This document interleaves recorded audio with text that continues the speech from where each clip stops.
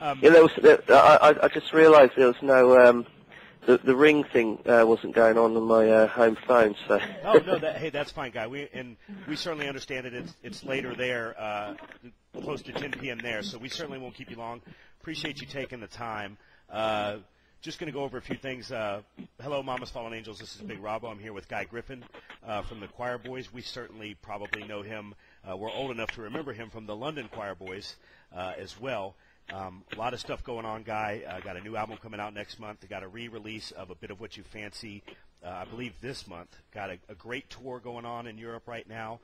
Want to backtrack for just a minute, Guy, to get started and talk about Home Wreckers and Heartbreakers, the great album that was released in 2008. I've listened to it all morning now.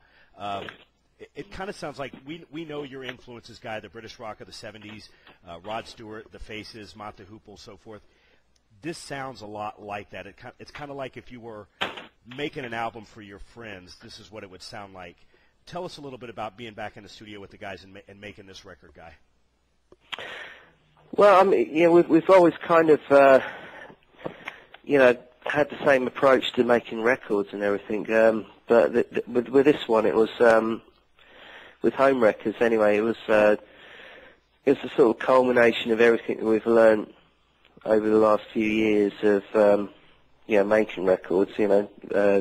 Working with different producers, and we've worked with a lot of big producers and stuff. And it was sort of just realising what works and what doesn't work for us.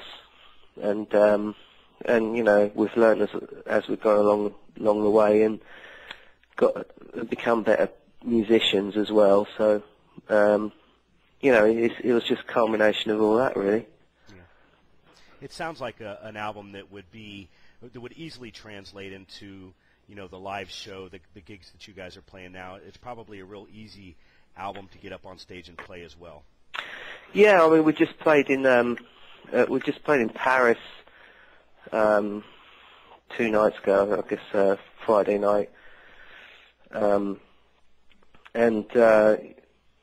we forget that the album's been out for over a year in Europe. So when we're putting a set list together, we're going, well, let's not put too many new songs all together. Let's mix it all up and everything. But when we actually go out and play it, everyone's singing along with the words, So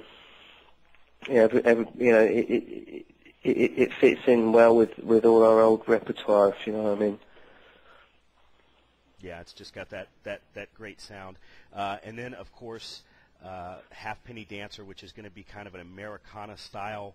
The single is available, Angels, and I'm going to put a link to that as well. The Quireboys were good enough to give us a little taste of that. That's coming out actually next month, I believe, in both Europe and the United States.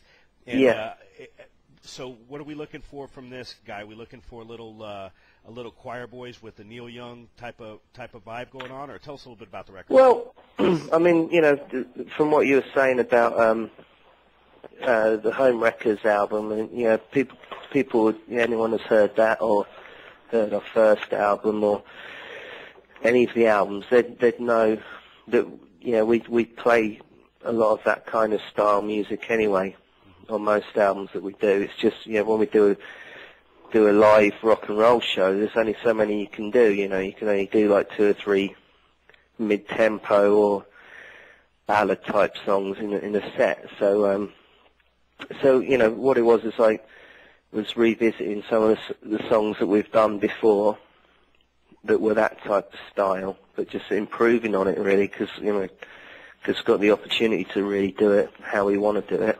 and also putting a couple of covers in there that our singer Spike really wanted to do. So we're really happy with it. It's come out amazing, really. And it was effortless sort of making it, really. It all worked out really well. Yeah, we're really looking forward to it. Also, with all that going on, and like you said, Home Wreckers has been out for a year in the UK. Yeah. Still, you know, I just wanted to hit on that because it's just a great record and very critically acclaimed. But and then Halfpenny Dancer, of course, is going to be out next month. But I believe it's later this month. And correct me if I'm wrong, Guy. But we're going to get a re-release of the album that started it all, A Bit of What You Fancy.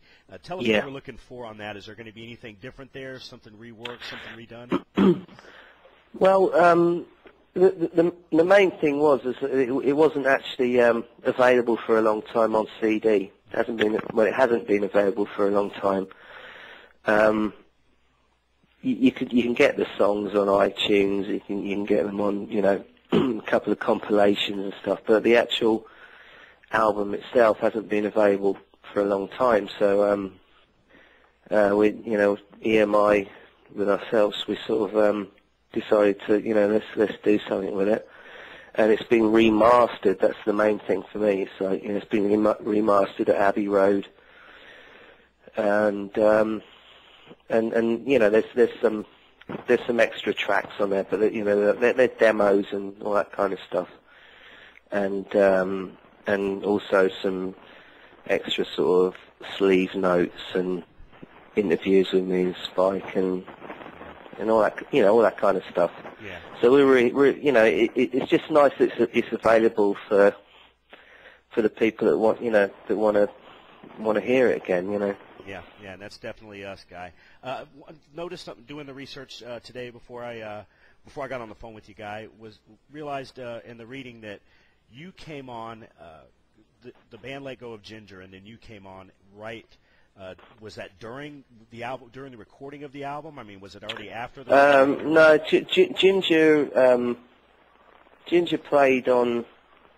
I think it was one or two the independent singles that the Quireboys did before we went and made the A Bit of What You Fancy. So you know, that's what it was all about. You know, I went out to LA, joined the band a few months before, you know, after Ginger had left, and we went out and did the record in Los Angeles. I actually ended up living in Los Angeles for about 13 years. Yeah, so, you know. So you're an expatriate over here for a while then, huh? Well, yeah, proud green card holder. Well, this is where it was happening. Maybe not so much. I mean, because the '90s came along, and the other people obviously that have had the pleasure to interview, Guy, have talked about the '90s coming on and the grunge scene taking over America. But we really feel like, and I want to get your thoughts on this too, Guy, we really feel like our brand of rock and roll is coming back. Do you see that when you're out on tour with the crowd and with the response, especially in Europe with the records? Well, I think what it comes back down to is people have only got so much money they want to spend to go for a night out, and there's bands out there who've just been playing for a long time who always give you a good show, you know.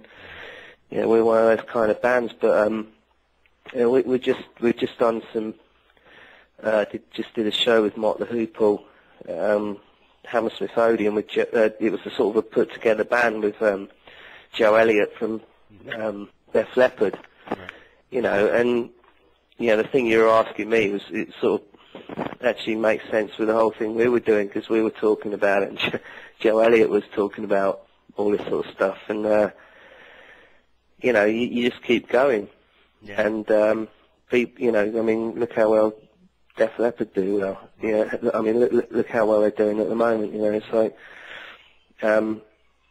people just want to go out and see a good show. Now, if you know, I mean, the thing is, so the grunge thing, there were some great bands came out of that as well.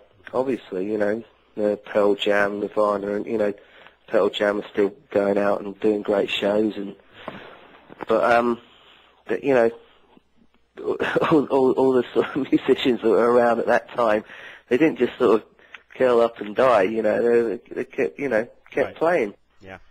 And I mean, especially with the Quireboys thing, I mean, I always thought we were sort of a young band playing old guys type of music, you know, when we were, you know, having #1 albums and stuff. I was like 20 years old, you know, so I think we've actually grown into our sort of music, if you know what I mean. So I think we're just at the beginning of it again. You know, we're actually sort of, it's all really starting to kick in now for us. You know, after we got back together 5 or 6 years ago, and it's all starting to